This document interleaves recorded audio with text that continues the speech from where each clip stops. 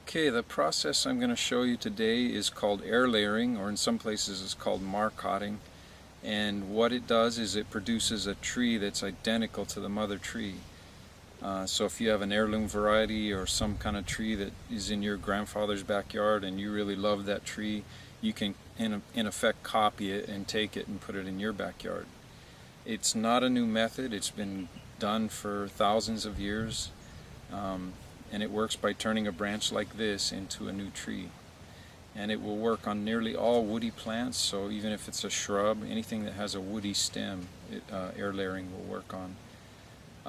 Spring is the best time to start in most parts of the mainland.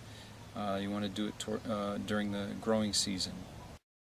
Okay, we begin by selecting a branch, and this is a nice branch here, and clearing it. So we're going to take these side branches off so that we can easily slide our plastic sleeve on later. Usually cut a little bit of the tip off and some of these extra leaves.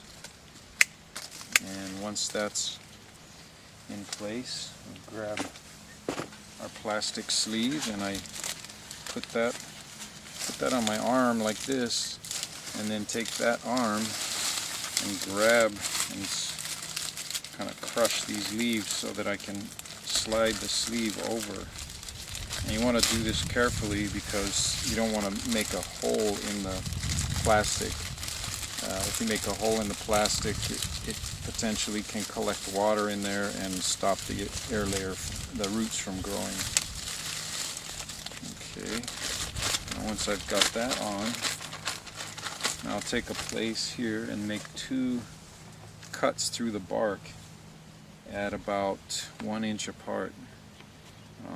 And you don't really need to cut the wood. I'm just cutting the bark itself.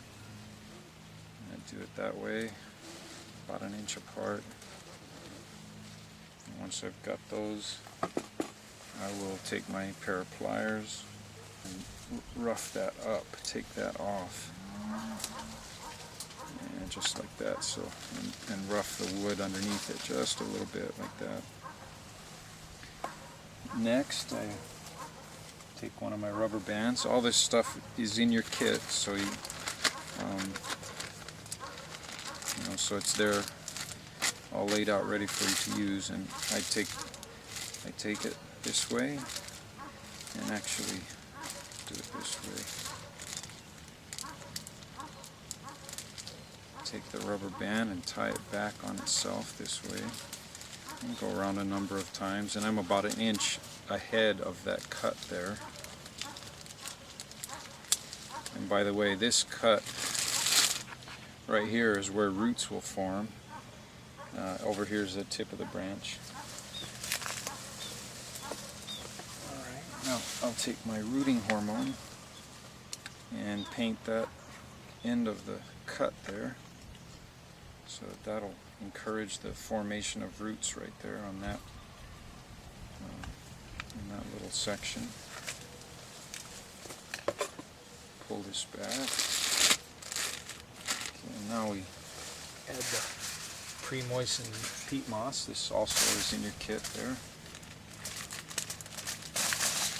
And you're going to drop some, that's no big deal. Should have plenty. And then push it in.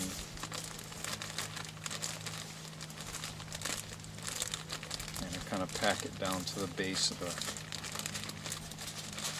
the air layer as best I can, and then pull this, kind of squeeze some of the air out of it. You don't have to be real tight, but squeeze some of the air, and tie again with the rubber band.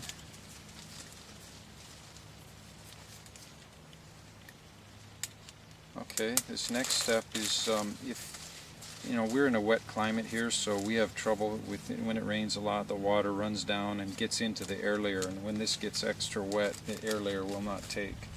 So I have little sheets of wax that I use as a sealant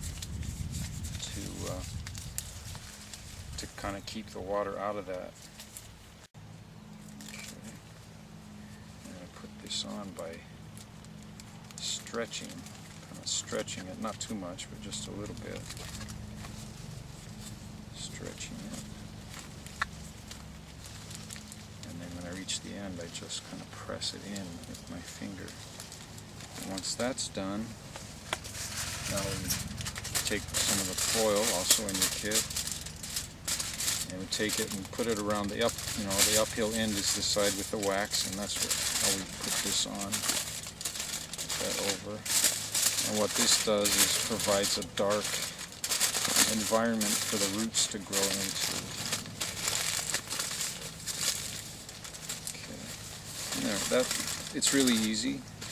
There you have an air layer, and this will stay on the tree for 2 to 3 months, and then you'll come along and cut it off here, and this will go in a pot.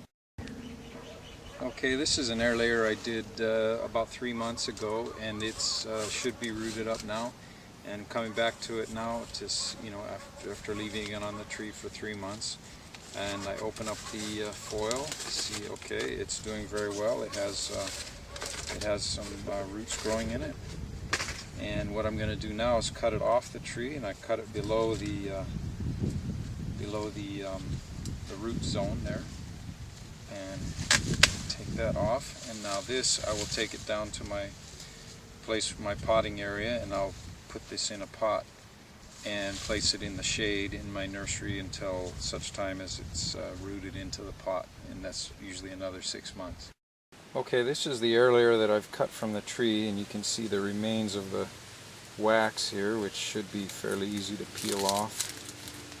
And what we're going to do now is just remove this plastic sleeve so that when we pot it up, the roots can touch the soil directly.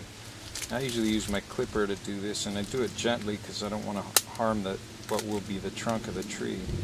So I just remove that, and also on the bottom, get the sleeve free, and somewhat carefully pull this sleeve off from around the roots, and there you have, that's what's going to be put in the pot, and the roots will grow out from this.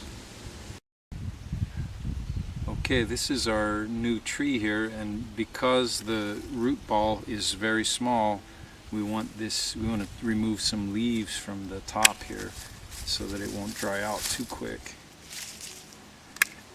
And more or less like that.